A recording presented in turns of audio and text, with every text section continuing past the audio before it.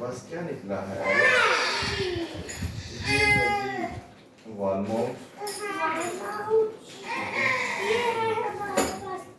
इसके हैं side table पे रखने वाला स्टैंड।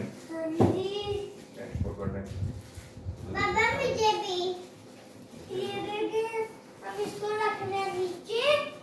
थोड़ा अब हमारा निकलने लगा है टीवी, उसको भी देख लीजिए। अच्छी पैकिंग है इसकी।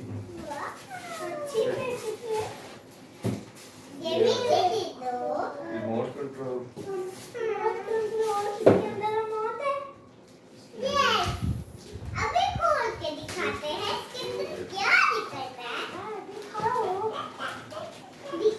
ये देखिए गाइस, ये देखिए गाइस, ये है इसका ऑन बटन, ये इसका बैक बटन, ये वारंटी कार्ड है, इसकी मैनुअल है। बटन, और ये है इसके नंबर, ये है आवाज का बटन, ये है अच्छा ये देखिए, बटन। अब हम टीवी को निकाल रहे हैं। टीवी को निकाल रहे हैं। पकड़ पकड़। देखिए गाइस, देखिए गाइस,